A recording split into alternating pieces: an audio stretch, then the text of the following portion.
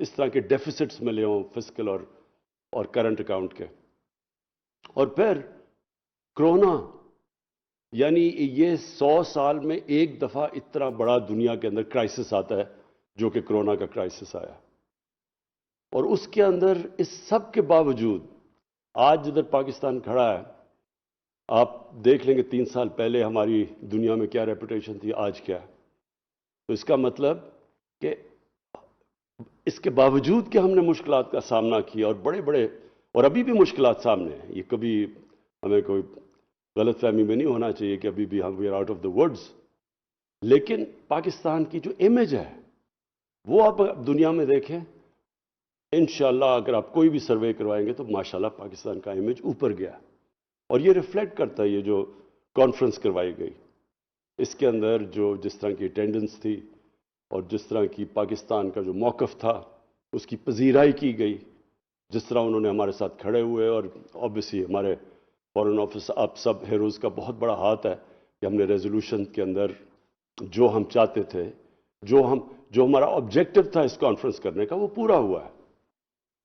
آج سارے دنیا کے مسلمان ملکوں نے جو موقف اختیار کیا، یہ آج یونیورسل ہو چکا ہے.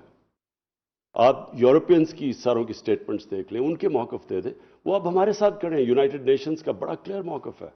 اور یہ جو شاہ جی آپ نے بات کی، جو کانگریس مین جنہوں نے لیٹر لکھا ہے بلنکن کو، یہ بھی بالکل تائید کرتا ہے کہ جو ہم پہلے دن سے کہہ رہے تھے، اب سے نہیں کہہ رہے.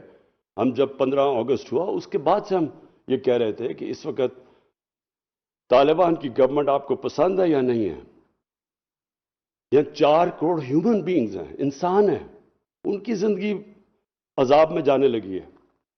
اور یہ اب اکنالجڈ ہے. اب آبویسلی ابھی ہم نے دیکھنا ہے کہ یہ پوری طرح یہ کانسٹنٹ سٹرگل رہے گی کہ یہ بالکل جو ایک ہیومینیٹیرین کرائسس جس لیول کا ہونے لگا ہے، اس کے اوپر ٹائم بڑا ضروری ہے کہ ٹائم از دی ایسنس. ہم صحیح معنی میں جلدی ان کی امداد کریں.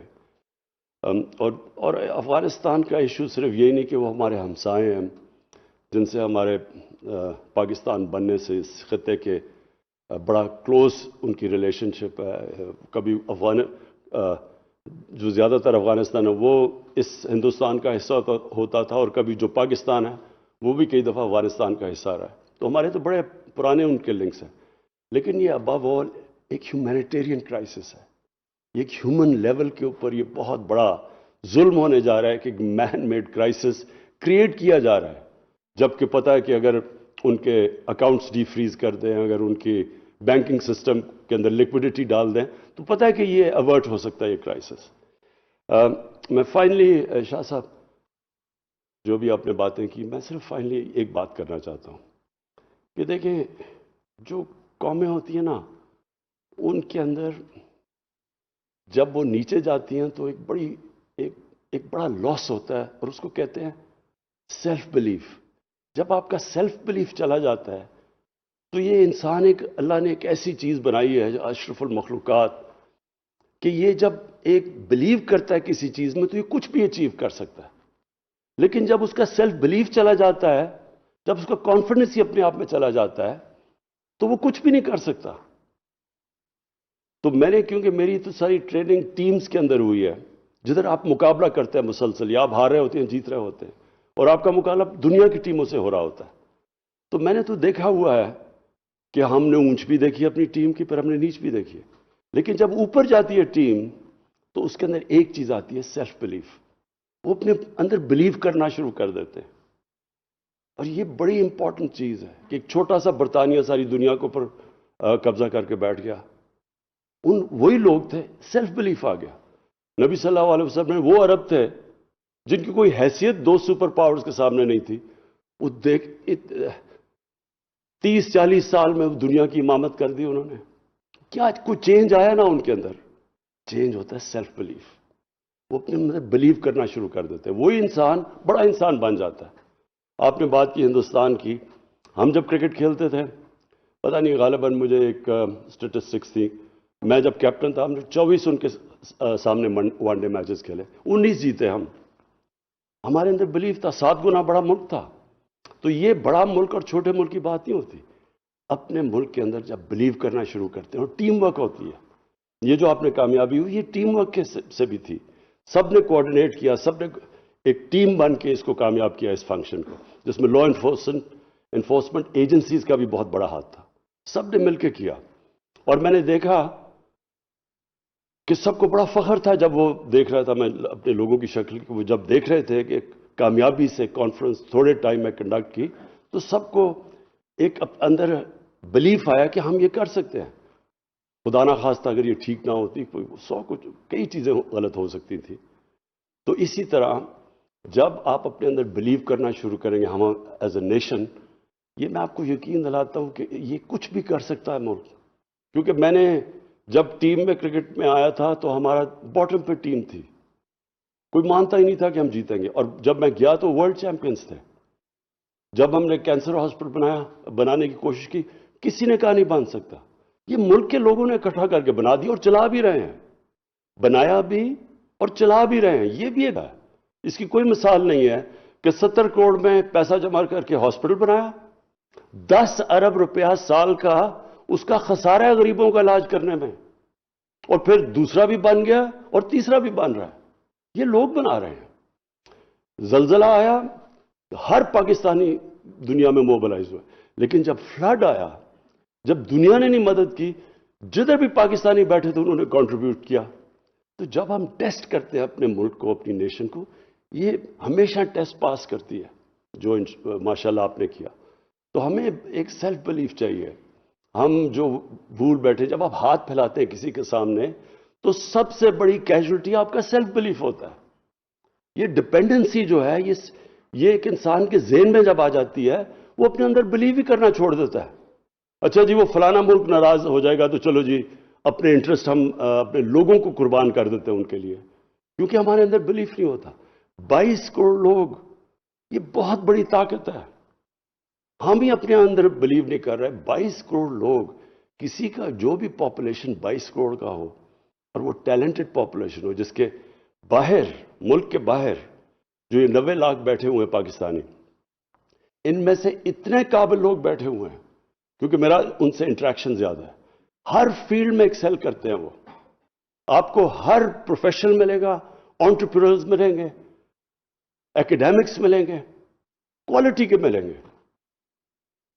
تو ہم نے اپنے ملک کو یہ سسٹم ٹھیک کرنا ہے, میریٹوکریسی لے کے آنی ہے, رول آف لا. سب سے امپورٹنٹ چیز رول آف لا ہے. کبھی کوئی قوم یہ اپنے ذہن سے نکال دینا کہ کوئی بھی ملک آج تک رول آف لا اسٹیبلش کیے بغیر ترقی کیا, نہیں کر سکتا, کیونکہ وہاں سارا ایلیٹ کیپچر کر جاتی ہے. اور جب ایلیٹ کیپچر کرتی ہے ریسورسز کو, اور میرٹ, سب سے پہلے میرٹ جاتی ہے, جو اصل انٹرپرینورز ہیں ان کو بھگا دیتے ہیں, وہ مافیاز کنٹرول, کارٹلز کنٹرول کر لیتے ہیں. ملک آگے نہیں بڑھ سکتا. جس بھی ملک کی آپ دنیا میں اٹھا کے دیکھیں, سب سے زیادہ ریسورسز ہوگی ان کے پاس, غریب ہوں گے. ریسورسز میں امیر ترین ملک, غریب ترین. اور سوئٹزرلینڈ جیسے ملک, نیوزی لینڈ, جدھر سوائے ہے ہی کچھ نہیں بھیڑ بکریوں کے علاوہ یا گایوں کے علاوہ, پہاڑوں, وہ دنیا کے خوشحال ترین ملک ہے, کیونکہ رول آف لا ہے.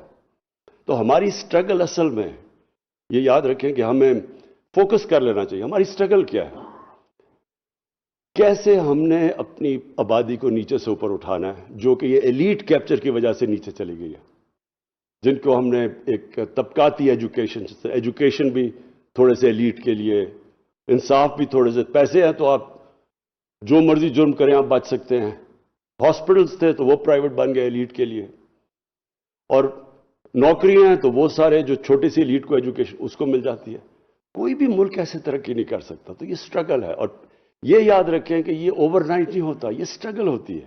قوم مل کے سٹرگل کرتی ہے, لیکن جو ٹیلنٹ اس میں ہے, جو ریسورسز پاکستان میں ہیں, میرے میں یہ کبھی شک نہیں, اور میں کوئی سیاسی سٹیٹمنٹ نہیں دے رہا, یہ میرا بلیف ہے کہ اس ملک کو جیسے ہی ہم یہ کرائسس, یہ جو ہمارا صرف ایک کرنٹ اکاؤنٹ کا بنا ہوا ہے, جو ہمارا ڈالرز, ہمارے جیسے ہم گرو کرنے چلتے ہیں تو ہمیں ڈالرز کی کمی ہو جاتی ہے, اور ڈالرز کی کمی ہوتی ہے ہمارے روپے پہ پریشر پڑ جاتا ہے, وہ چوکنگ پوائنٹ آ جاتا ہے.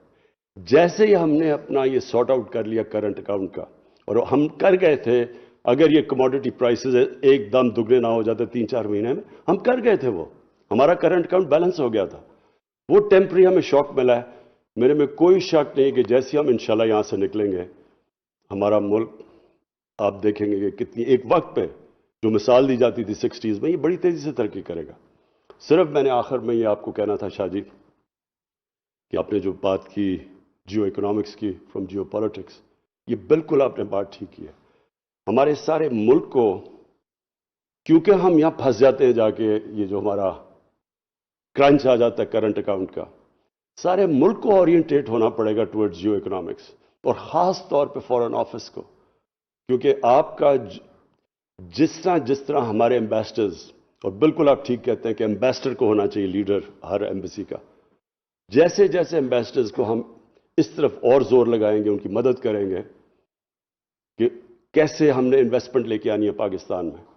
وہ جیسے ہی ہم نے بیریئر توڑ دیا, 22 کروڑ لوگ ساری دنیا دیکھ رہی ہے اس کے طرف, کیونکہ بڑی مارکیٹ ہے وہ. تو انشاءاللہ ہمارا جو میں بلیو کرتا ہوں کہ ہمارا بڑا عظیم فیوچر ہے, اور اس میں ساری ملک جب ایک ٹیم بن کے چلے گی, مجھے کوئی شک نہیں کہ یہ ملک انشاءاللہ وہ بنے گا جو یہ بننے جا رہا تھا 60s میں, اور انفارچونیٹلی وی لاسٹ اوے. شکریہ جی, پھر سے مبارک آپ سب کو. وزیر اعظم عمران خان کا وزارت خارجہ میں تقریب سے خطاب اس وقت جاری تھا.